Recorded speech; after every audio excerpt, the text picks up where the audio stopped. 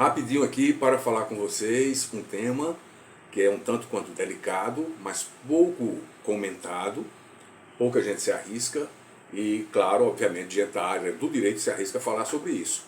A questão é, os advogados não são obrigados a indicarem a origem do pagamento dos seus honorários.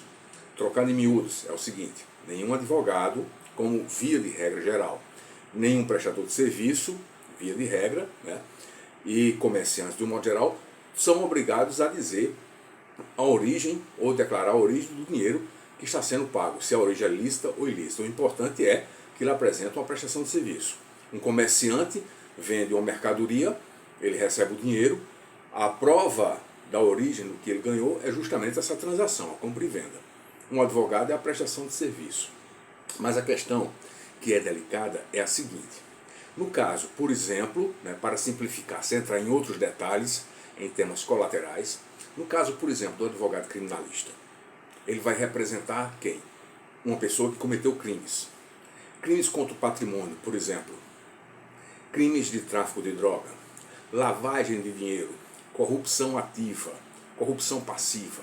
Todos esses crimes que envolvem dinheiro, que no caso o objeto jurídico aí tem a ver com patrimônio, porque o criminoso, no caso, ele se locupletou de algum patrimônio, seja através, por exemplo, do furto, do roubo, do desvio de verba pública, de um favorecimento que fez com que ele tivesse um alcance maior de verbas públicas em suas mãos.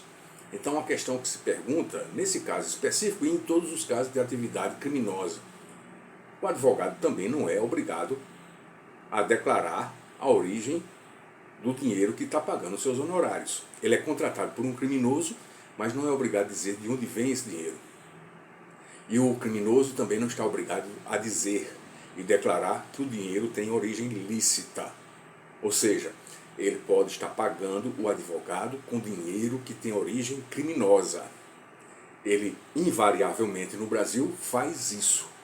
Os criminosos, de um modo geral, têm, entre aspas, uma poupança para pagar os advogados na eventualidade de cometerem delitos.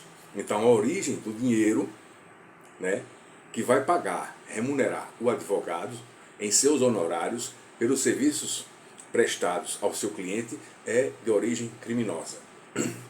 Pois bem, mas a questão é que no Brasil não existe nenhum dispositivo, ao contrário dos Estados Unidos, em que se coíbe qualquer transação nesse sentido.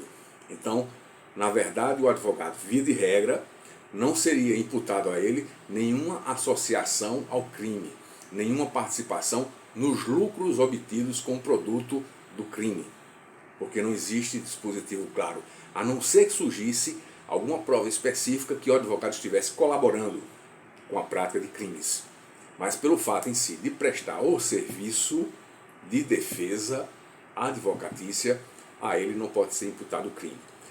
Essa, na verdade, é uma grande brecha que é negativa no nosso sistema processual.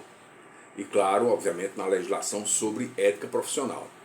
Nos Estados Unidos, o advogado tem que demonstrar que o dinheiro que o criminoso está utilizando para pagar os seus honorários não tem a origem, não foi obtido justamente com o favorecimento da prática criminosa. Não é resultado da prática criminosa. Isso é possível? É claro que é possível.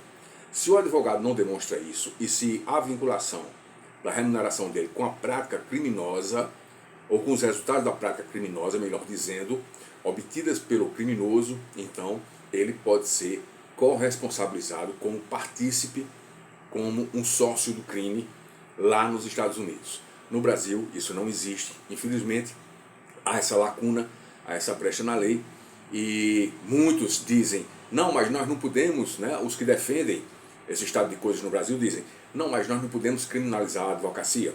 Não é criminalizar a advocacia, é impor um caráter ético à prestação de serviço de defesa criminal e de outros tipos de defesas também, certo? Como defesas de política e improbidade administrativa.